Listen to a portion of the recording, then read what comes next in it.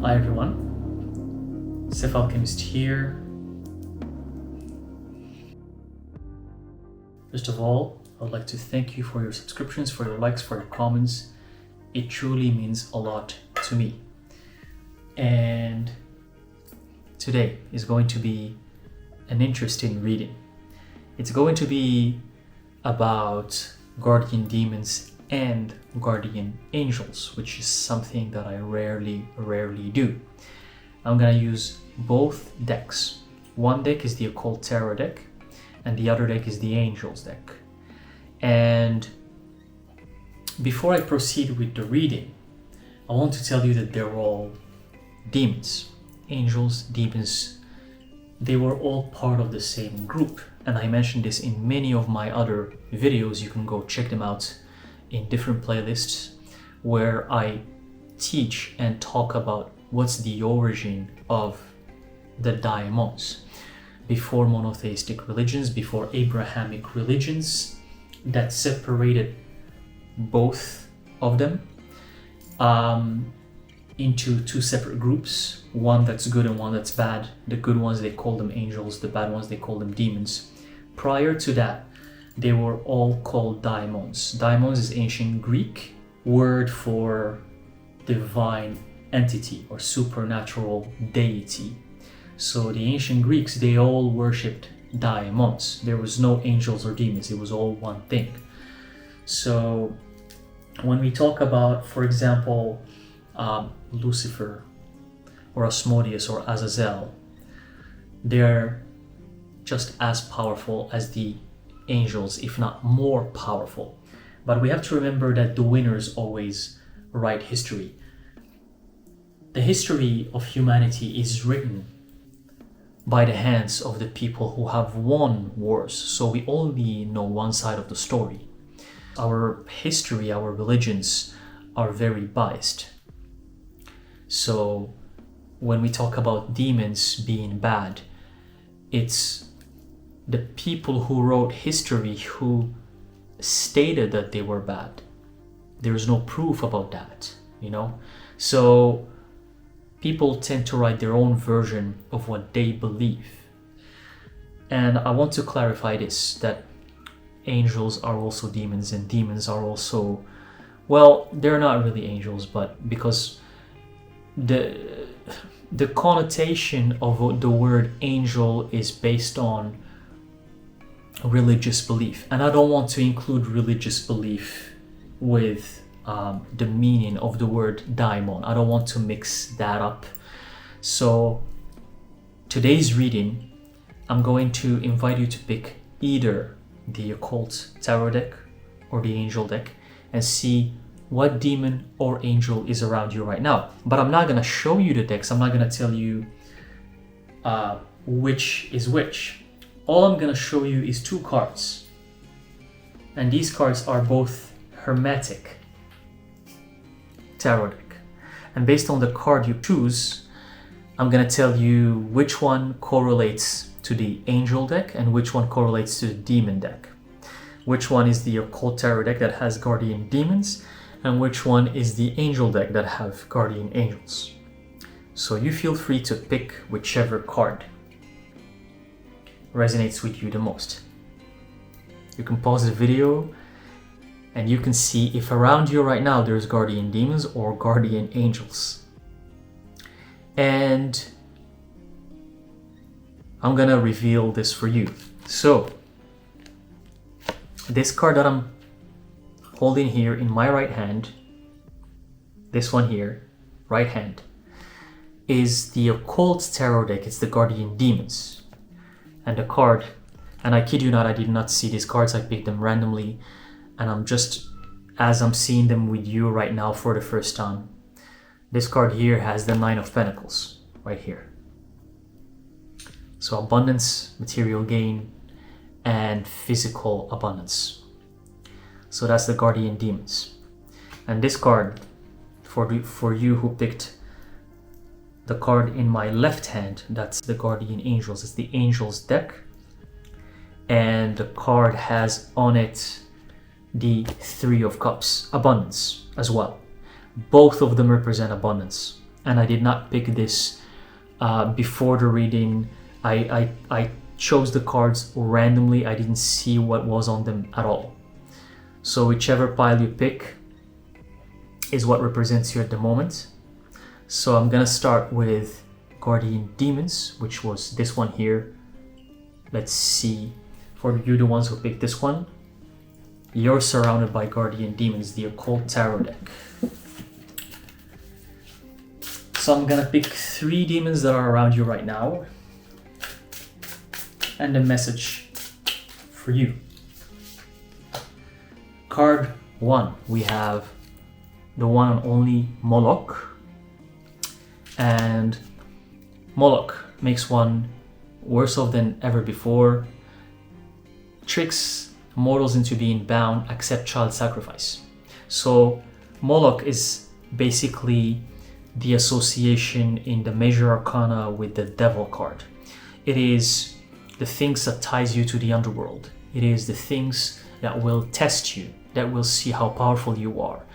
It is the demon that see if you're actually embracing your darkness, to see that you can overcome the obstacles that will come your life, the things that will try to trick you, that will try to fool you, that will try to see if you know who you truly are, if you have come to your power or not yet.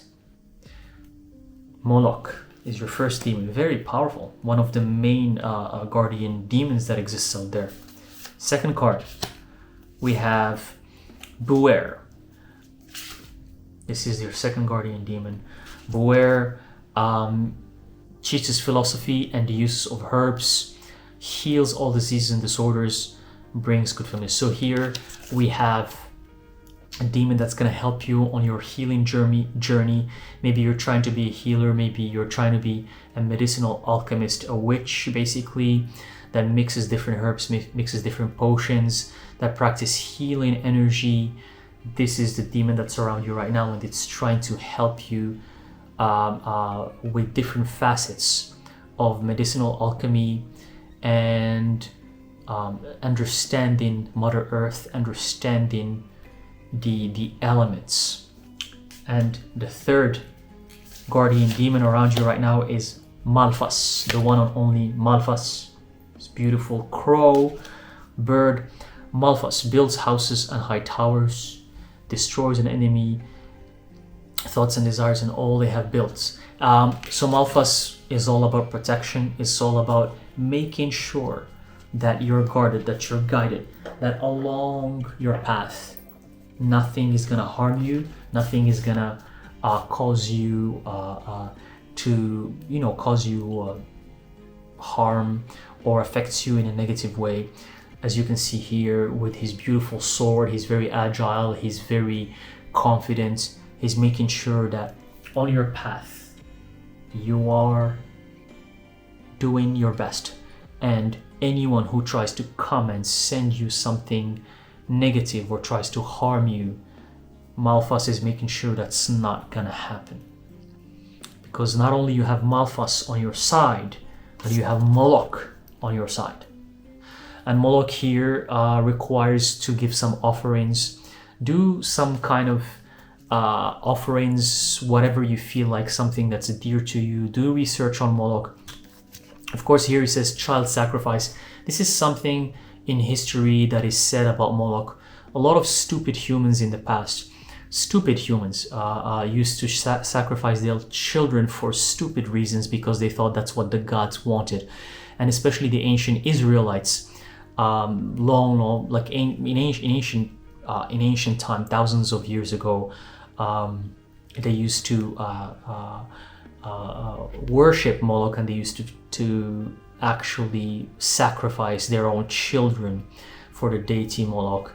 And it is sacrificing human life or sacrificing even animals. Sacrificing human life, animals, is the most ridicule, stupid things that someone can do.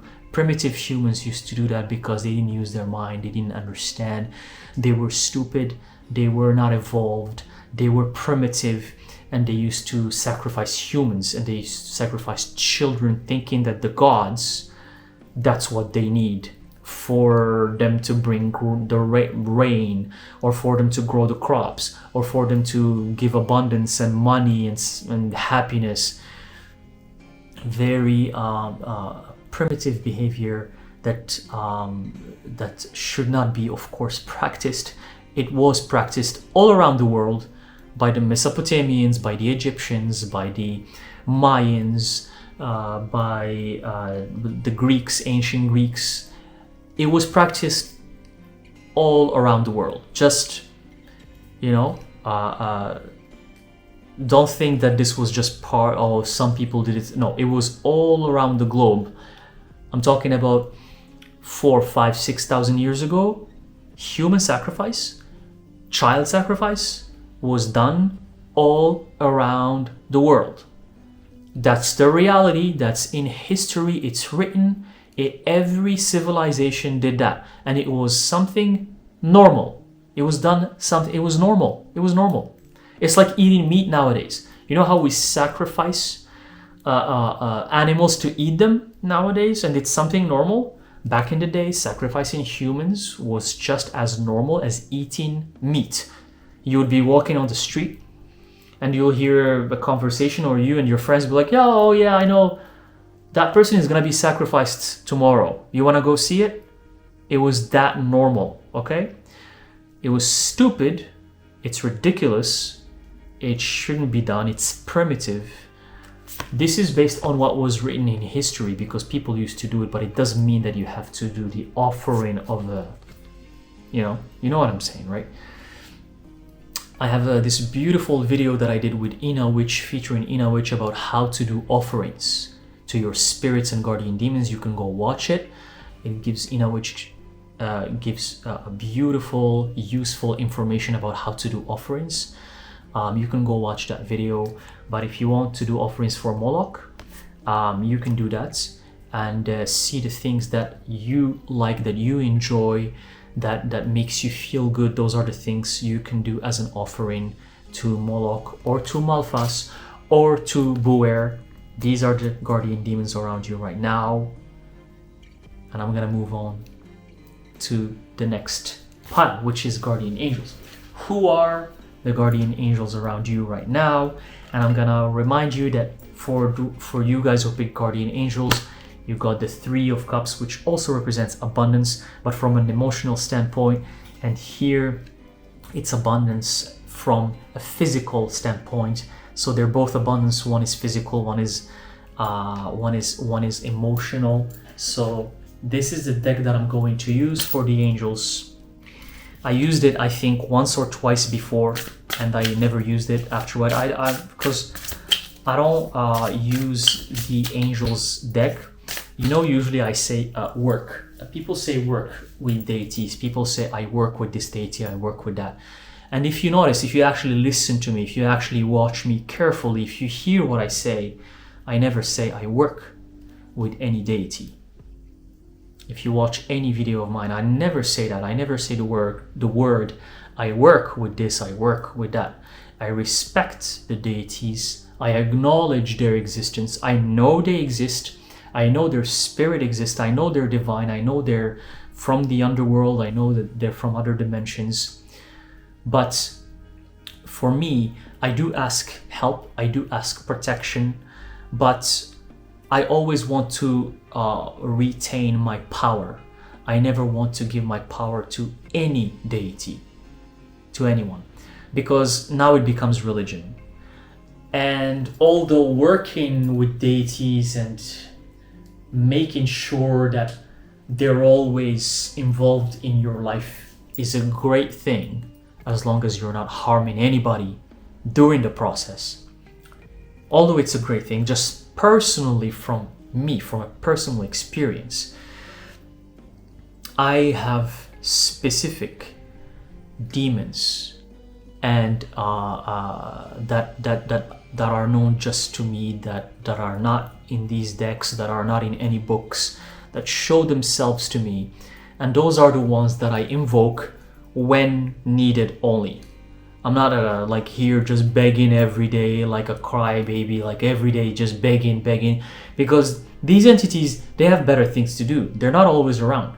Same way how we have work to do, you guys have work to do, I have work to do.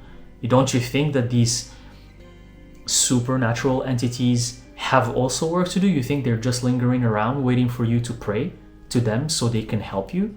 You know they have their things too, so respect the fact that they're also busy. Respect the fact that they also have things to do. You want to invoke them, you want to work with them, do it only when necessary. Make sure you acknowledge them, make sure you thank them if you want to, if they're dear to you and you sense their presence, but don't think that they exist just for you. Just remember that, you know? If anything, if you overdo it, some of them are not gonna like it and they might not answer your calls or anything like that, you know? So just remember that, and especially with guardian demons, because guardian demons have a very powerful energy to them, and they don't like, how can I put it in words? They don't like whining and crying, and, you know, they like people who are strong, people who are embracing their darkness, people who are assertive, you know? Actually, you would be surprised, but angels are like that too. It's just religions have kind of changed their image. So that makes you think that if you cry and whine, an angel is gonna answer your call. But I'm not gonna talk about that. Let's see who are the angels around you right now.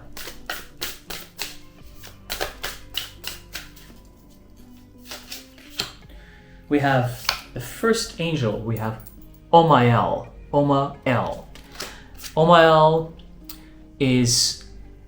represents fertility and multiplicity, protects against despair, helps one be patient. So it's all about protection, help, support, patience.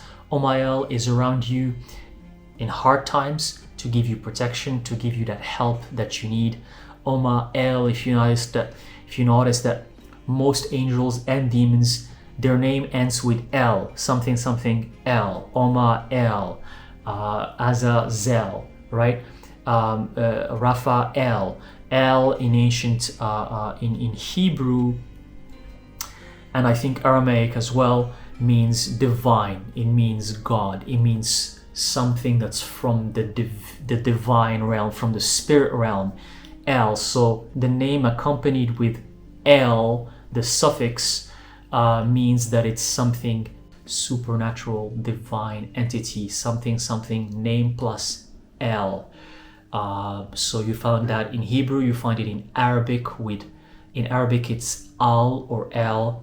That's why the Muslims, they worship Allah, Al, because it's also a pronoun in Arabic as well. But all of these divine entities, most of them have that El attached to the name. That means they're divine. So Oma L is the first guardian angel by your side. Let's see who's the second guardian angel by your side. We have Rhea L, and here again, Rhea L. And this is how Rhea L looks like. Rhea L, love, submission, cures illness, influences, and paternal love, and gives a long life. So I can see this is a divine feminine. It helps with long life, it helps with love. There's a lot of love coming in from this angel to you. It teaches you about love. It teaches you about loving yourself, about giving love to yourself, and how to give love to others without being too unrealistic about it. First of all, you have to love yourself, and then you have to learn how to give love to others with limits, with to the point where these people don't take advantage of you. So Rhea L is by your side to teach you about how to deal with these matters, how to take care of yourself, how to eat healthy, how to exercise, how to live a long life. Beautiful angel. Look at that figure right there, how it looks like. That is Rhea L. That's who's around you right now. And one last guardian angel that's around you right now. Let's see what we have here. We have Chawakia. Chawakia is the major arcana of temperance. It helps with reconciliation, regains the favor of those one has offended. So we have Chawakia. This is how Chawakia looks like. Chawakia is helping you adjust things in your life, make sure that you get what you deserve, that you reap what you sow, that your right is given to you. So Chawakia is around you right now to make sure that you're happy, you're joyful, you have the things that you need in your life, not the things that are not necessary that you want, but the things that you need. Only the things that you need to make you happy, to make you joyful, to make you fulfill and move on your path, on your divine path. And these are the angels that are around you right now. These three beautiful angels. We have Oma L, Rhea L, and Chawakia. They're around you right now. They're protecting you, they're guiding you, they're teaching you about love, they're teaching you about making sure that you're taking care of yourself, that you're happy, that you're giving yourself the time that you need, that you're protected. These are the angels around you right now. So we have three guardian angels for you. Remember that they're also daimons or demons. These are all supernatural deities, entities. Their interpretation have been changed throughout history. It have been twisted. It have been written by different people. So I have many videos that address these subjects, the demons, their nature, their origin, the etymology of the word demon. You can find these in my playlists titled Demons and Darkness, and other playlists as well in my YouTube channel. So I hope these readings resonate with you. Thank you very much for watching. I truly appreciate it. Let me know in the comment section, which pile did you pick? Did you pick the pile that you thought you were gonna pick? You, for example, picked Guardian Demon, but you got Guardian Angel, and vice versa. Let me know in the comment section.